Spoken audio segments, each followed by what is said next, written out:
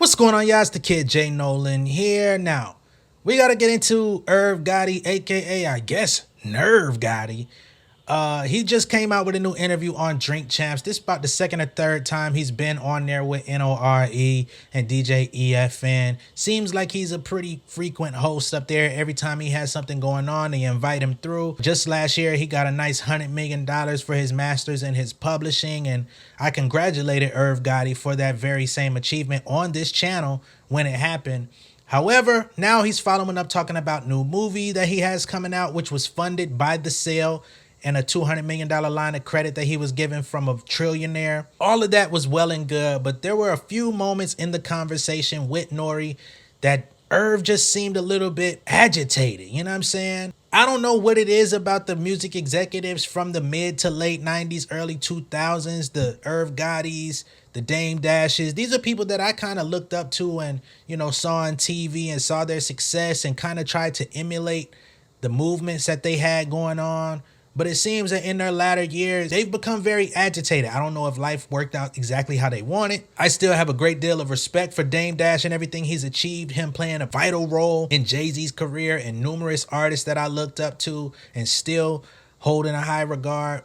But when it comes to Irv, man, it's kind of like we only really talk about him when it's something negative. So there's actually a clip that circulated online. I can't really show Drink Champs content on my channel. They'll demonetize it, but I can play the audio where Irv Gotti, number one, takes shots at Dame Dash, okay? So these two guys, they were friends or cool at a certain point in their early life. They're not so cool anymore.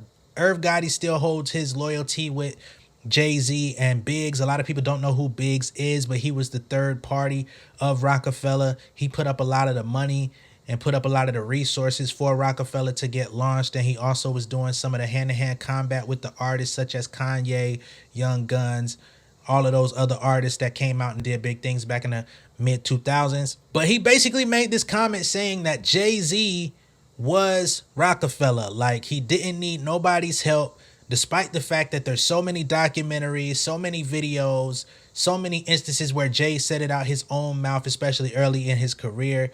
They started this company together. Each person played a vital role, and Jay-Z would not have had a career without all of these guys starting that company together, because no record label in the industry was open to signing him. So now when we get somebody like Irv Gotti doing revisionist history, telling people that Jay-Z was going to be Jay-Z regardless and he never needed Dame, and that Dame Dash was literally along for the ride, quote unquote.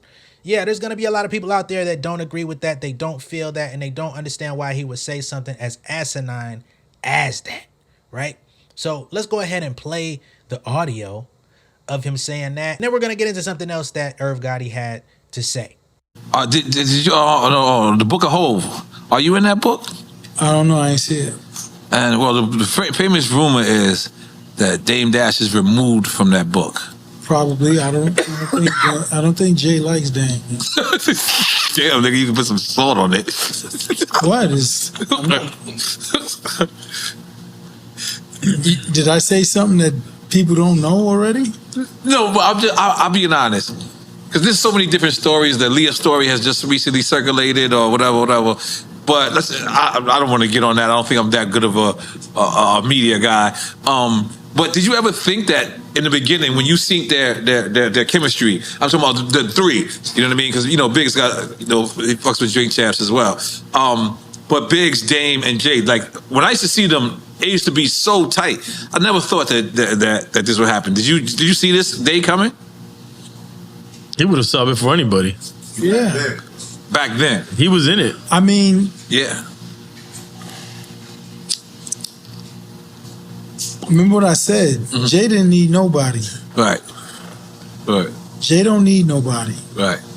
So you really don't think that Dame had anything to do with the success? You didn't say that. No, I'm asking. I mean, it's kind of a question. Right. I remember Dame fighting for the artist. I remember that.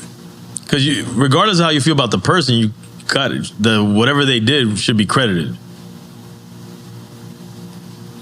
He started Rockefeller with Jay and things, so he should get credited. I'm saying the making of the records and the studio sessions, Clark Kent was there. I don't know. What do you want me to say? He said it. No, that's it. He said after they made it, Jay didn't need nobody. You're He didn't say Jay wasn't important to get there. Jay was picking the beats. You know Jay what I'm was saying? rapping over the beats. He gave James Jay was credit making before. things. Right. It was all Hove. Right. They was along for the ride. Great ride. It was a great ride. Now, I do want to go ahead and salute Nori and, of course, DJ EFN for stepping in and saying that Dame was fighting for the artist, because there's documentation. There's a lot of video online. There's the backstage documentary of him screaming on Kevin Liles and different people at Def Jam that were trying to basically perform little gestures, trying to poach Jay-Z away from him, trying to get in his head, get in his ear, create separation between what they had as a business relationship and a friendship, so that they could get Jay solely signed to Def Jam and cutting out the other partners of the company. This is something that happens to a lot of people, and not just the music business, but just in business in general. When you come in with partners, you know, people start trying to get in your ear saying, man, you're doing all the work. You're the face of the company. You don't need these guys. You could just go over here and do the same thing you're already doing, and you're going to keep 100% of the money. Of course, a lot of times it's the white people, the white corporate folks that step in and try to create that division. But then you have people like Irv Gotti who try to rewrite that history years later and make it seem like Dame was not important. It really does not matter what you think of Dame Dash today. You could like him, not like him, disagree with his theories and ideologies. But there was a point in time when his ideology was exactly what a lot of people needed. It's exactly what got Rockefeller Records to where it was. He was the one fighting. He was the one screaming. He was the one that was fighting endlessly to retain ownership of his company and make sure that everybody was receiving the right amount of money as they were supposed to, making sure that Def Jam never lost sight of the fact that they were just a distribution partner and not the owners of their company. These are all things that artists today are still trying to learn about, still trying to fight for, and not necessarily getting. A lot of artists are getting this idea that they own things, they own their masters, they own their publishing. You know, people are telling them these things, and then they come to find out later that that's not true. A lot of artists are going out here bragging about owning stuff, and then you find out later that that's not true. So I don't give a fuck what people got to say about Dame. You gotta salute what he contributed to the game. Somebody that you would think would actually take Jay's side regardless of any situation is Lenny S. Now, I'm sure a lot of you people out there don't know who Lenny S is. He's not necessarily a celebrity, but he's well known, well respected, and definitely worth respecting in the industry. He's been with the Rock team from the beginning, from Rockefeller to now Rock Nation. He's the vice president of Rock Nation at this point. But Lenny S literally started with them back in 96. He tried to intern. Jay turned him down because he was a street team guy at Bad Boy. They made him actually prove himself for about 7 to 8 months before they hired him for street team promotions. Somewhere along the line, after he did the street team promotions, they hired him as an A&R. We've heard Jay-Z mention Lenny S.'s name on Endless Records. And he worked his way up the ranks to now being basically Jay-Z's right-hand man at Rock Nation.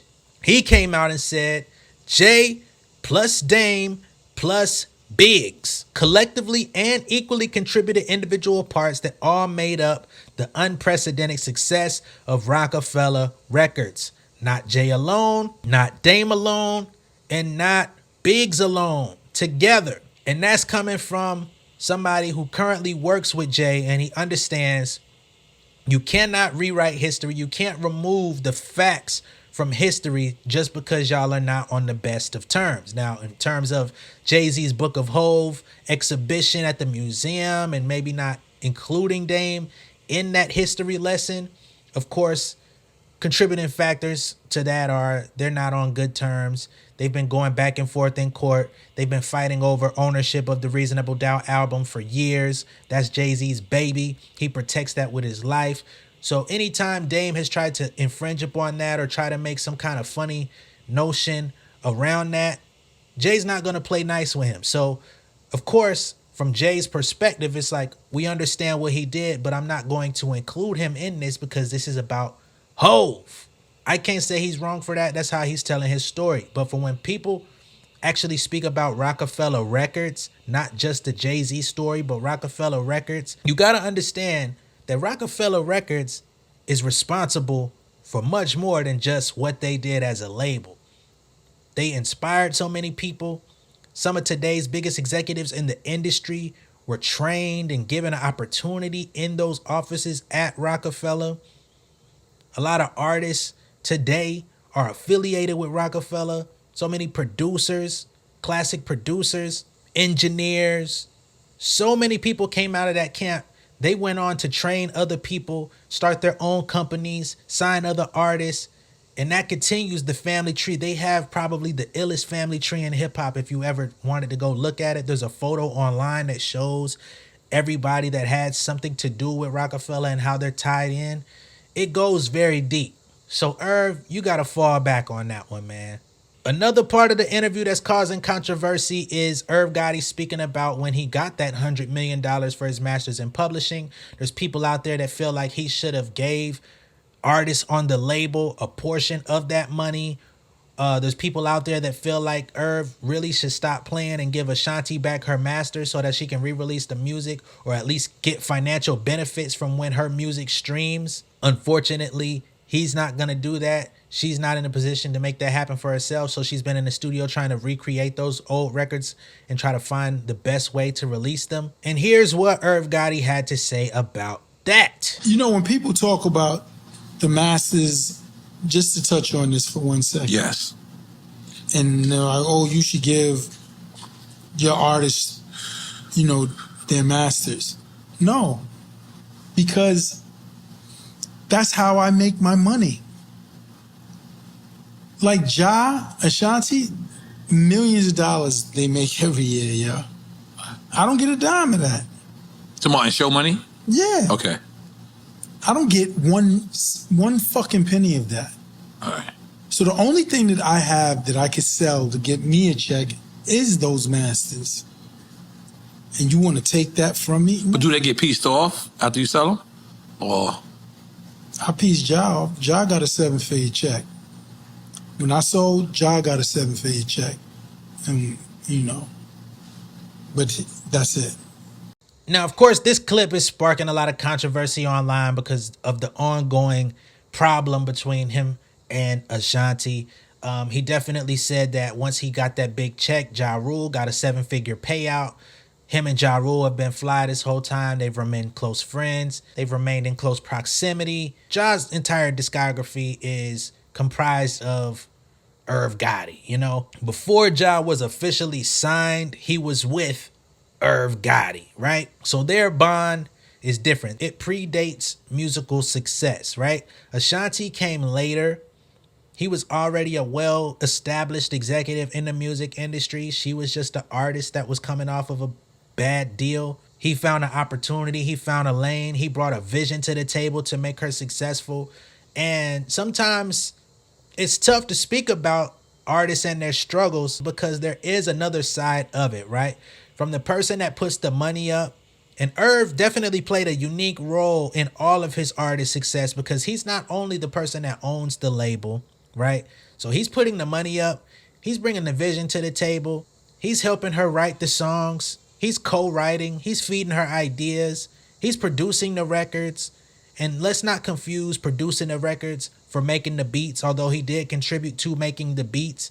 He was the one coming up with the samples. He was coming up with how the sample should be played. He was coming up with the arrangement. He may go in the studio and tell somebody else how to put it together, but he was the one doing that. So when you think about the amount of work that actually goes into that, he's not like a Leor Cohen. Leor Cohen just signs checks and goes about his motherfucking day and figures out the next play to get another check. An Irv Gotti type of person, he played so many different roles that it's tough for me to say that he should just give back the masters, right?